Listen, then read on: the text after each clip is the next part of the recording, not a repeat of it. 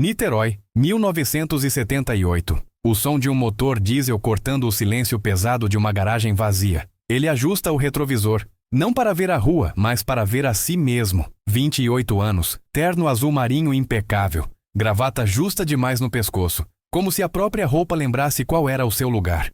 O rosto cansado de quem acorda 2 horas antes do sol nascer para polir um carro que não é seu, para servir uma vida que não é sua, para existir nas sombras de quem nunca o vê de verdade.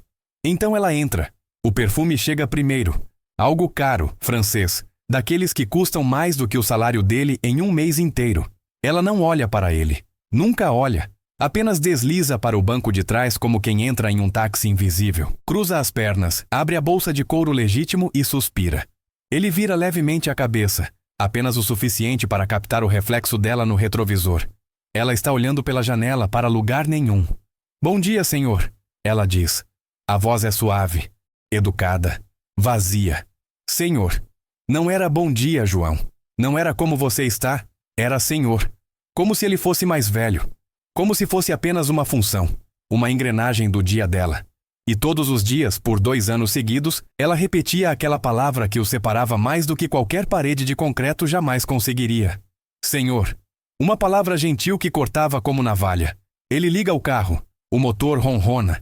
Eles saem pela rua arborizada de Icaraí. Casarões enormes de cada lado. Portões de ferro forjado. Jardins perfeitamente aparados por homens que também não têm nome. Ele conhece cada lombada daquele trajeto, cada semáforo, cada curva, conhece os horários dela melhor do que a própria família dela conhece. Sabe que às terças ela vai ao cabeleireiro. Às quintas, almoça com as amigas no clube. Aos sábados, missa das 7 da noite, sempre atrasada. Ele também sabe quando ela está triste, pelo silêncio mais denso. Sabe quando está ansiosa, pela forma nervosa como tamborila os dedos no banco de couro. Sabe coisas que ninguém mais sabe, porque motorista vê. Motorista escuta. Motorista fica ali, invisível, testemunha muda de uma vida inteira acontecendo a centímetros de distância. Mas ele nunca pergunta. Nunca comenta. Apenas dirige. Abre a porta. Carrega as sacolas de compras. Espera 3 horas no estacionamento do shopping enquanto ela passeia por lojas que ele nunca entrará. Ele come marmita fria no banco da frente, enquanto ela almoça camarão em restaurante com vista para a Bahia. E quando ela volta, ele levanta, abre a porta e ouve de novo. Obrigada, senhor. Senhor. Tem dias que ele se pergunta se ela sabe o nome dele. Se alguma vez olhou o contra-cheque que o marido assina. Se sabe que ele tem uma mãe doente em Cordeiro, no interior, e que manda metade do salário para lá todo mês. Se sabe que ele queria ter sido mecânico, ter aberto a própria oficina, mas a vida decidiu que ele seria outra coisa, algo menor, algo que serve. Mas o pior não é a distância. O pior é que ela não é má. Ela não grita, não humilha, não trata ele como alguns patrões tratam. Ela é educada. Sempre educada. E talvez seja exatamente isso que dói mais. Porque se fosse cruel, ele poderia odiá-la. Mas não. Ela é gentil dentro da jaula que ela mesma construiu entre eles. Uma jaula feita de palavras certas, de sorrisos medidos, de uma formalidade que nunca, jamais, pode ser quebrada. Até que uma noite tudo muda. Chuva. Forte. Niterói inteira debaixo d'água. Ruas virando rios. Para-brisa quase não vencendo a tempestade. Ele busca ela em uma festa. Alguma comemoração de gente importante em um sobrado de Camboinhas. Ela entra no carro diferente. Não diz, boa noite, senhor. Não diz nada. Apenas afunda no banco e ele vê no retrovisor. A maquiagem borrada, os olhos vermelhos, as mãos tremendo. Ela está chorando. Não aquele choro de filme dramático com soluços altos. Não. É o choro silencioso. O choro de quem não pode se dar ao luxo de desmoronar porque sempre teve que ser perfeita. O choro de quem engoliu tantas coisas que agora transborda, sozinha, em um carro, na chuva, com um estranho de terno azul que nunca deveria testemunhar isso. Ele não sabe o que fazer. As mãos dele apertam o volante. O coração acelera. Ele nunca a viu assim. Nunca a viu humana. Devagar, sem olhar para trás, ele tira o lenço branco do bolso, aquele que a mãe dele passou a ferro antes dele vir para a cidade, e estende por cima do banco. Ela hesita. Pega. E continua chorando. E, naquele exato momento, algo invisível se quebra entre eles. Algo que nunca mais vai voltar a ser como era. Porque agora ele a viu. De verdade. E ela sabe disso. E você que está assistindo isso agora, já parou para pensar quantas pessoas vivem lado a lado todos os dias sem nunca serem vistas de verdade? Coloque aqui abaixo nos comentários, você já foi invisível para alguém? Ou já tornou alguém invisível sem perceber? Porque o que aconteceu 3 dias depois daquela noite de chuva foi algo que nenhum dos dois estava preparado para enfrentar. 3 dias. Foi o tempo que levou para tudo mudar sem que nada parecesse diferente. Ele continuou abrindo a porta do carro. Ela continuou entrando. Mas algo no ar estava envenenado. Algo que nenhum dos dois sabia nomear, mas que os dois sentiam. Como quando você sabe que uma tempestade vai cair antes mesmo de ver a primeira nuvem. Na manhã seguinte àquela noite de chuva, ele esperava que ela voltasse a tratá-lo como antes. Que o silêncio, constrangido, fosse substituído pelo "Bom dia, Senhor" de sempre. Que a distância segura fosse restaurada. Mas quando ela entrou no carro, algo estava diferente. Ela sentou no banco da frente. Ele congelou. As mãos no volante ficaram duras. O coração disparou. Ninguém senta no banco da frente. Patrão não senta ao lado do motorista. É uma regra não escrita, mas todo mundo conhece. É a geografia da desigualdade. Banco de trás é poder. Banco da frente é outra coisa. Ela não explicou. Apenas colocou a bolsa no colo, olhou pela janela e disse baixinho: "Pode ir." Ele dirigiu. Mas as mãos suavam. A respiração estava irregular. Porque agora ela estava ali, a centímetros de distância, e ele podia sentir o perfume dela mais forte, podia ouvir a respiração dela, podia ver de relance o movimento das mãos dela, e era íntimo demais, perigoso demais. No segundo semáforo, ela falou: "Você tem família?" A pergunta veio do nada. Ele quase engasgou. 2 anos dirigindo para ela. 2 anos de invisibilidade total. E agora ela quer saber se ele tem família? "Tenho, senhora." Ele respondeu, a voz saindo mais rouca do que pretendia. "Minha mãe. No interior." "Ela está bem?" "Está doente. Problema no coração." Silêncio. Mas não era o silêncio de antes. Era um silêncio que pesava, que significava algo. Ela virou levemente a cabeça e ele sentiu o olhar dela sobre ele. Pela primeira vez em 2 anos, ela o olhou de verdade.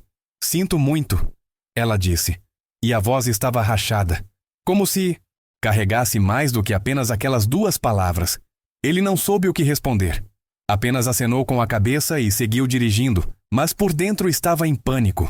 Porque algo estava acontecendo. Algo que ele não controlava. Algo que não devia acontecer. Nos dias seguintes, as perguntas continuaram. Sempre no banco da frente, sempre no caminho. "De onde você é?" Ela perguntou na terça. "Você estudou até que série?" Na quarta. "O que você queria ser quando criança?" Na quinta. E ele respondia. Porque não sabia como não responder. Porque pela primeira vez na vida, alguém daquele mundo, daquele lado da cidade, daquele lado da vida, estava perguntando. E talvez porque, no fundo, ele também estivesse com fome de ser visto. Foi numa sexta-feira que veio o convite. Eles estavam parados em frente à casa dela. Aquele casarão branco com janelas imensas e jardim que parecia cartão postal. Ela não desceu imediatamente. Ficou ali com a mão na maçaneta, olhando para a própria casa como se fosse uma prisão. "Meu marido vai viajar semana que vem," ela disse sem olhar para ele. "Negócios. Fica fora 3 dias." Ele esperou. Não sabia para onde aquilo ia. Você gostaria de tomar um chá? Aqui em casa, na varanda, só para conversar." O mundo dele parou. O motor do carro continuava ligado, mas tudo dentro dele desligou. Um chá. Na varanda? Com a patroa, enquanto o marido está fora. Ele sabia o que aquilo significava. Ou achava que sabia.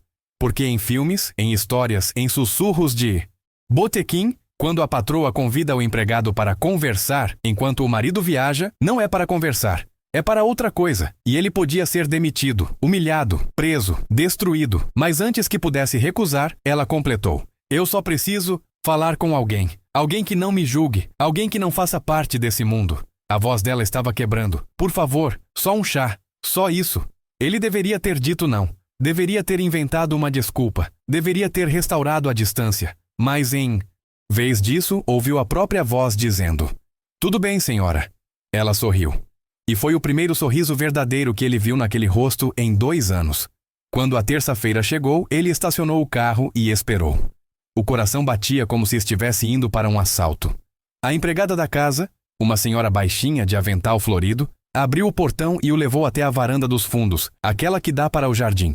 longe dos olhos da rua. Ela estava lá, vestido simples, cabelo solto, sem maquiagem. Parecia outra pessoa. Parecia mais nova, mais real. Havia uma mesinha de ferro branco, 2 xícaras de porcelana, um bule fumegante, biscoitos em um prato delicado. Ela serviu o chá com as próprias mãos. E aquilo foi estranho porque ele nunca a tinha visto servir nada para ninguém. Eles sentaram. O silêncio estava carregado. Ele segurava a xícara como se fosse bomba. Obrigada por vir, ela disse, mexendo o açúcar no chá com movimentos lentos, quase hipnóticos. Eu sei que isso é estranho. É, senhora. Você pode me chamar pelo nome. Aqui, só aqui. Ela olhou para ele. Helena. Ele engoliu seco. Helena, repetiu, e a palavra parecia proibida na boca dele. Eles conversaram. Sobre coisas pequenas no começo, sobre a cidade, sobre o clima, sobre nada. Mas aos poucos as palavras foram ficando mais pesadas. Ela contou que o marido só falava com ela para dar ordens, que a família dela a casou aos 19 anos com um homem 20 anos mais velho porque ele tinha dinheiro e sobrenome, que ela nunca trabalhou, nunca escolheu nada, nunca teve voz. Você é a única pessoa que me pergunta como foi meu dia, ela disse, e a voz estava tão baixa que ele quase não ouviu. A única. E foi ali, naquela varanda com o cheiro de jasmim invadindo o ar e o sol da tarde tingindo tudo de dourado, que ele entendeu. Ela não queria romance, não queria escândalo. Ela queria algo muito mais perigoso do que isso. Ela queria ser vista. E ele, pela primeira vez na vida, tinha algo que dinheiro nenhum podia comprar. Ele tinha presença, escuta, atenção. E ela estava faminta disso. Mas o que nenhum dos dois percebeu naquele momento, enquanto o chá esfriava e as sombras começavam a crescer no jardim, é que ser visto tem um preço. E esse preço estava prestes a ser cobrado de um jeito que nenhum deles imaginava. O chá da varanda virou rotina. Toda terça e quinta, quando o marido trabalhava até tarde ou viajava, e ele viajava muito, ela mandava a empregada abrir o portão dos fundos. Ele entrava, como sombra, atravessava o jardim sem fazer barulho, e lá estava ela, sempre na mesma cadeira de ferro branco, sempre com aquele olhar que misturava alívio e culpa. Eles conversavam sobre tudo, sobre a infância dele no interior, os pés descalços na terra vermelha, o cheiro de chuva chegando, sobre os sonhos que ele teve e enterrou. Ela ouvia como quem está com sede bebendo água pela primeira vez em dias, e então, devagar, ela começou a falar também. Sobre o casamento que era contrato, sobre o marido que a tratava como móvel caro, bonito, útil, silencioso. Sobre a solidão de viver em uma casa imensa cercada de gente e não ter ninguém. Sabe o que é pior? Ela disse uma tarde, olhando para a própria xícara vazia. Não é ser infeliz. É nem ter permissão para dizer que é infeliz. Porque todo mundo olha para mim e pensa, o que ela tem para reclamar? Tem casa, tem carro, tem roupa bonita. Como se tristeza só existisse para quem é pobre. Ele não soube o que dizer. Porque ela tinha razão. E porque, de alguma forma torta, eles eram iguais. 2 invisíveis. Ele porque era pobre. Ela porque era mulher. 2 prisioneiros de grades diferentes. Foi na 5ª semana que tudo desmoronou. Ele chegou como sempre pelo portão dos fundos. Mas algo estava errado. A empregada não estava lá. O jardim estava quieto demais. E quando ele virou a esquina da casa, viu. O marido. Alto, terno cinza impecável, cabelo grisalho penteado para trás, relógio de ouro no pulso. Ele estava parado na varanda, de pé, os braços cruzados, o rosto de pedra. E Helena estava sentada, pálida, as mãos tremendo sobre o colo. Então é você, o marido disse, a voz gelada, cortante. Não era pergunta, era sentença. O coração dele despencou. O mundo inteiro virou areia movediça. Senhor, eu... Cala a boca! O homem deu 2 passos à frente. Desde quando você toma chá com a criadagem, Helena? A palavra foi cuspida. Criadagem. Como se ele fosse lixo. Como se fosse nada. Helena levantou da cadeira. E pela primeira vez, ele viu fogo naqueles olhos. Desde quando você me trata como esposa? O silêncio que veio depois foi ensurdecedor. O marido piscou, como se tivesse levado um tapa.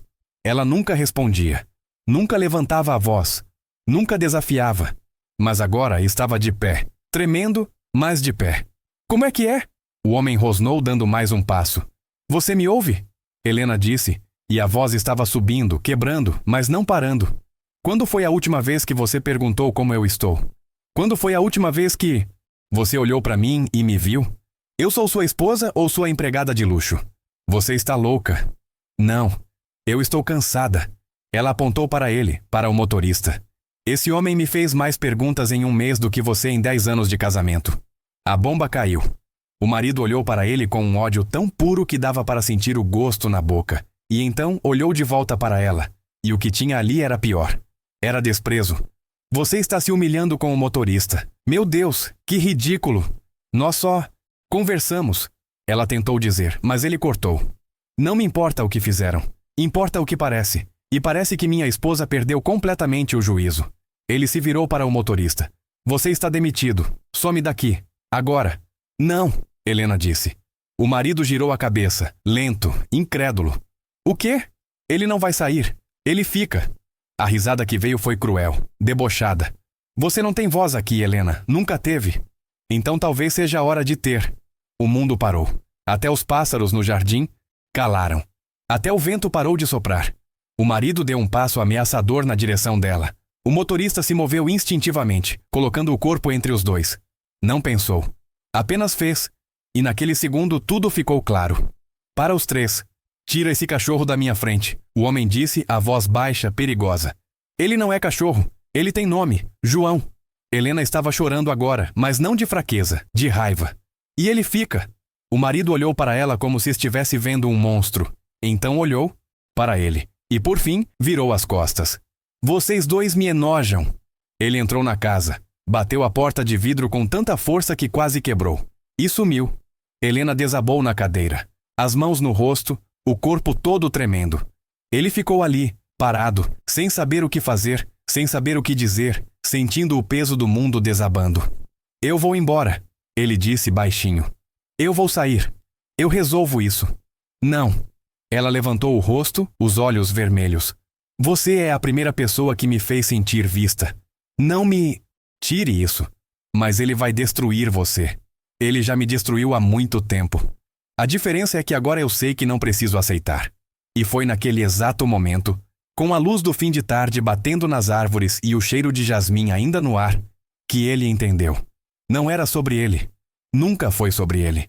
Era sobre ela reivindicando o direito de escolher, de existir, de ter voz. E ele era apenas o espelho que mostrou para ela que havia outro jeito de viver. Mas espelhos quebram. E quando quebram, cortam. Ele foi demitido 3 dias depois. Não pelo marido, pela família dela. Tios, primos, cunhados, todos entraram na história como juízes. Todos exigiram que o escândalo terminasse.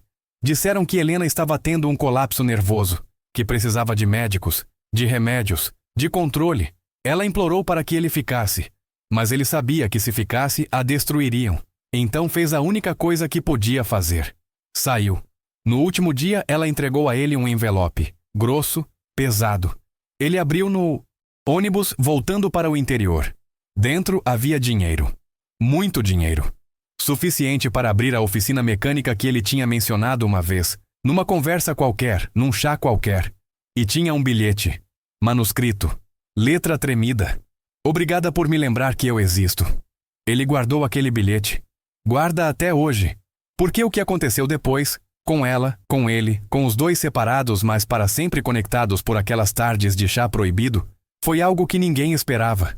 Primeiros meses foram os piores. Ele voltou para Cordeiro com um envelope de dinheiro queimando no bolso como brasa. A mãe dele olhou para aquela quantia e perguntou de onde tinha vindo. Ele mentiu. Disse que tinha juntado. Ela não acreditou, mas também não insistiu. Mãe sabe quando o filho está sangrando por dentro. Ele alugou um galpão na beira da estrada. Pequeno, teto de zinco, chão de cimento rachado. Comprou ferramentas usadas, uma placa pintada à mão. Oficina São João. E começou a consertar carros, motores que não pegavam, freios gastos, suspensões tortas, trabalho honesto, mãos sujas de graxa, noites sem dormir. Mas toda vez que fechava os olhos, via a varanda. O chá esfriando. O rosto dela quando disse, você me faz sentir vista. E a pergunta que não saía da cabeça. O que aconteceu com ela? Ele não tinha telefone, não tinha endereço, não tinha como saber. E talvez fosse melhor assim, porque algumas histórias não têm final feliz. Algumas histórias apenas terminam. Mas 1 ano e meio depois, o impossível aconteceu. Era uma tarde quente de janeiro. O tipo de calor que faz o asfalto brilhar como espelho. Ele estava embaixo de uma Kombi velha, trocando o óleo, quando ouviu o som de um carro parando na porta. Motor fino, caro. Ele deslizou para fora, limpou as mãos no pano sujo e levantou. E congelou. Um Mercedes preto, vidros escuros, placa de Niterói. A porta de trás se abriu. Ela desceu. Mas não era a mesma Helena. O cabelo estava curto agora, moderno na altura dos queixo. Óculos escuros cobriam metade do rosto. Calça comprida, blusa de linho branco, sandálias baixas. Nenhuma joia, nenhum perfume caro. Ela parecia livre. João, ela disse. E a voz estava diferente, mais firme, mais inteira. Ele não conseguiu responder. Apenas ficou ali, sujo de graxa, boca aberta, coração aos saltos. Posso entrar? Ele acenou que sim. Ela caminhou até o galpão, olhou ao redor. As ferramentas penduradas, o calendário velho na parede, o cheiro de óleo e borracha. E sorriu. Um sorriso verdadeiro. Você conseguiu, ela disse. A oficina. Consegui. Silêncio. Pesado. Cheio de tudo que não foi dito. Eu precisava ver você. Ela começou tirando os óculos. Os olhos estavam mais claros, sem maquiagem, sem máscara. Precisava te contar o que aconteceu. Ele puxou 2 cadeiras velhas. Sentaram ali mesmo, no meio do galpão, cercados por carros quebrados e ferramentas enferrujadas. Depois que você saiu, ela disse. Meu marido tentou me internar. Disse que eu estava tendo um surto. Chamou psiquiatras. Queria me medicar. Me controlar.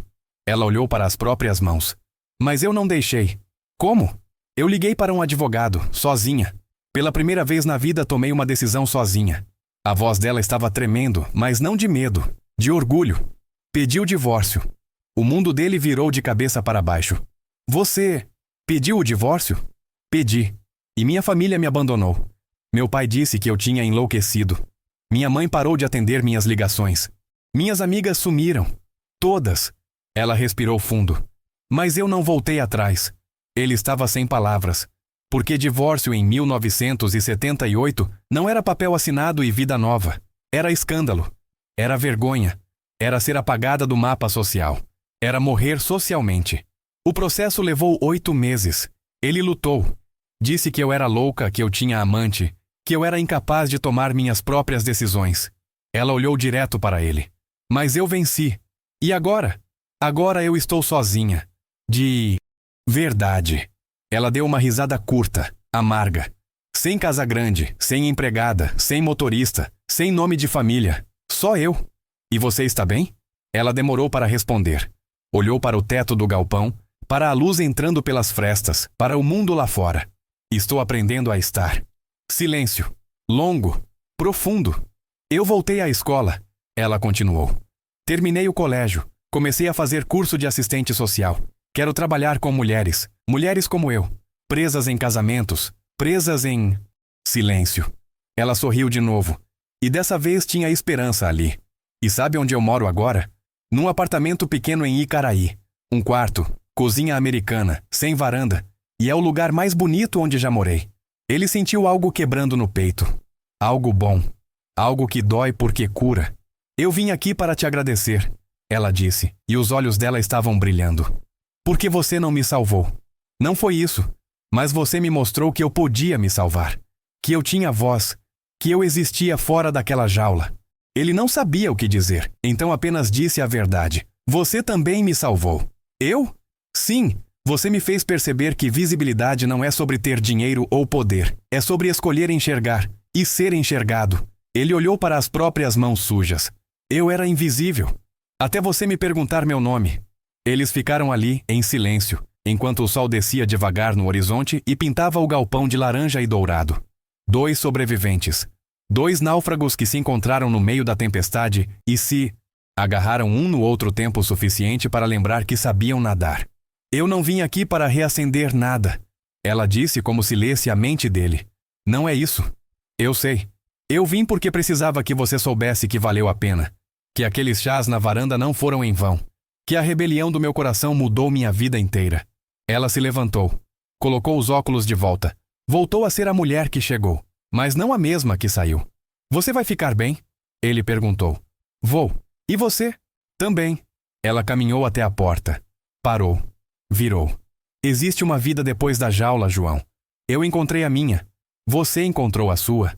E então, pela última vez, ela sorriu. Obrigada por ter me ensinado a me rebelar. Ela entrou no Mercedes. O carro saiu devagar, levantando poeira na estrada de terra. Ele ficou ali, parado na porta do galpão, vendo o carro sumir na curva.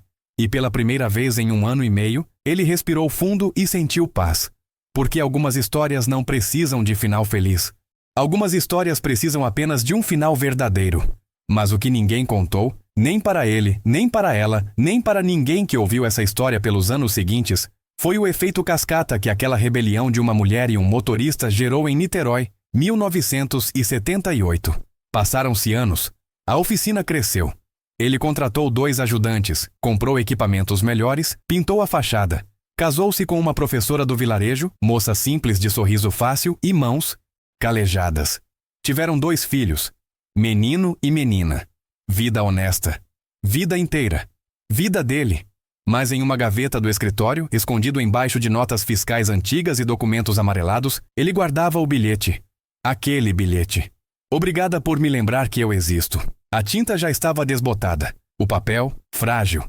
Mas as palavras ainda cortavam. Ele nunca contou para a esposa. Não porque fosse segredo sujo, mas porque era sagrado. Algumas coisas não cabem em explicações. Algumas coisas apenas são. E Helena? Ele nunca mais a viu. Mas de tempos em tempos, ao longo dos anos, chegavam notícias. Notícias estranhas. Notícias que ele ouvia de longe, como quem ouve o eco de uma vida que não é mais sua, mas que ainda pulsa em algum lugar. 5 anos depois daquela tarde no galpão, um primo dele que trabalhava em Niterói comentou no almoço de domingo. Sabia que tem uma mulher lá que abriu uma casa de acolhimento para mulheres que apanham dos maridos? Diz que ela mesma passou por isso. Helena?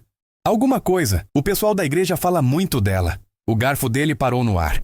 10 anos depois, foi a filha dele, já moça, estudando serviço social na capital, que chegou animada. Pai, hoje eu assisti uma palestra incrível. Uma mulher mais velha, cabelo grisalho, mas com uma energia absurda. Ela falou sobre autonomia feminina, sobre mulheres que precisam se rebelar contra as próprias jaulas. Fiquei arrepiada. O nome dela é Helena Tavares. Ele sorriu. Não disse nada, apenas sorriu.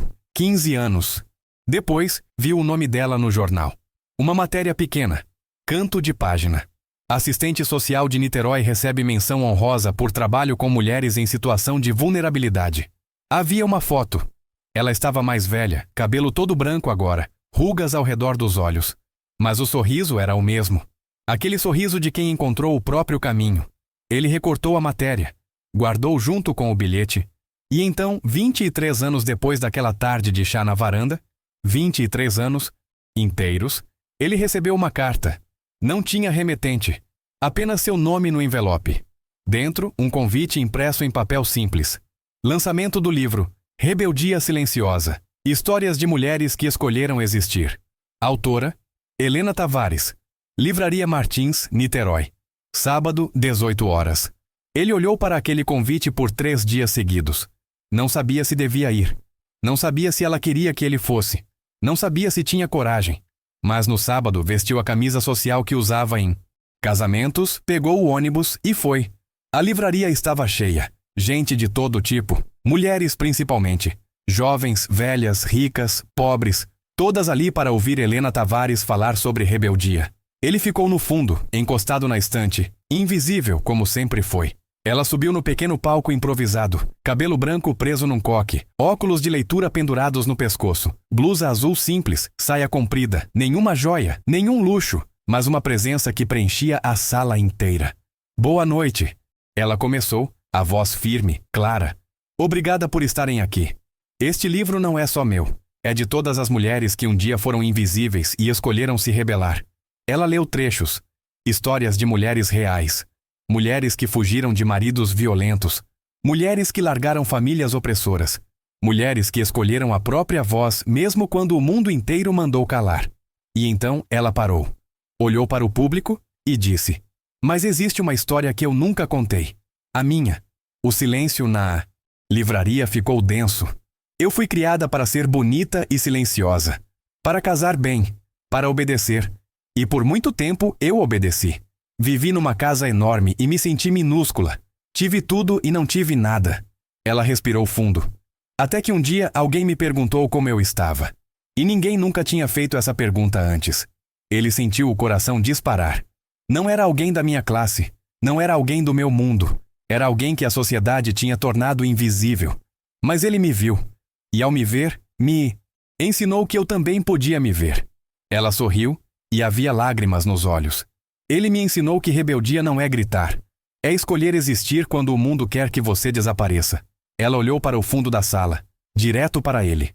E se ele estiver aqui hoje, eu quero que saiba. Você mudou o mundo. Não o mundo inteiro, mas o meu mundo. E o meu mundo mudou o de outras mulheres. E essas mulheres mudaram o de outras. E assim vai. Ele não conseguia respirar. Porque revolução não é sempre barulhenta. Às vezes é um chá na varanda. Às vezes é uma pergunta simples.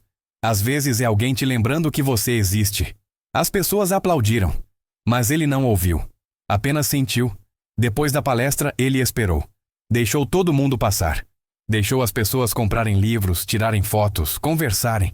E quando a livraria começou a esvaziar, ele se aproximou. Ela estava guardando os livros que sobraram. Virou e o viu. Ficaram assim, parados. Um de frente para o outro. 23 anos resumidos.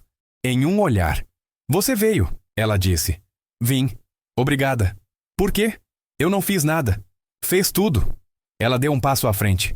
Você me ensinou que existir é um ato de coragem. E eu passei o resto da vida ensinando isso para outras pessoas. Ele olhou para ela. Cabelo branco. Rugas. Mãos envelhecidas. Mas os olhos eram os mesmos. Ainda brilhavam. Você ficou bem, ele disse. Fiquei. E você? Também? Tem família? Tenho. Esposa. 2 filhos. Oficina. É feliz? Ele pensou. Pensou de verdade. Sou. E você? Também. Ela sorriu. Não do jeito que eu imaginava, mas do jeito que era possível. Eles ficaram ali, em pé, cercados por estantes de livros e histórias de outras pessoas, carregando a própria história como quem carrega a cicatriz que não dói mais, mas que nunca desaparece. Quantas pessoas você ajudou? Ele perguntou. Não sei. Centenas, talvez. Mas tudo começou com uma. Comigo. Ela segurou o livro, apertou contra o peito. E começou porque alguém me viu. Ele acenou com a cabeça. Não tinha mais nada a dizer. Ela estendeu a mão. Ele apertou. E naquele aperto de mão, simples, sem drama, sem romance, havia tudo. Gratidão, respeito, reconhecimento. 2 seres humanos que se cruzaram no momento certo e mudaram para sempre a trajetória um do outro. Até um dia, João. Até um dia, Helena. Ele saiu da livraria. A noite estava clara. Niterói brilhava com suas luzes. Ele caminhou até o ponto de ônibus, sentou no banco de concreto e ficou ali, olhando a cidade. E pensou, quantas pessoas vivem a vida inteira sem nunca serem vistas de verdade? Quantos corações esperam permissão para se rebelar? Quantas revoluções silenciosas acontecem todos os dias em varandas, em galpões, em ônibus, em lugares onde ninguém está prestando atenção? Ele não tinha resposta, mas tinha uma certeza. A história dele e de Helena não era sobre amor proibido. Não era sobre escândalo. Não era sobre romance. Era sobre 2 pessoas que se recusaram a ser invisíveis. E essa talvez seja a rebelião mais poderosa de todas.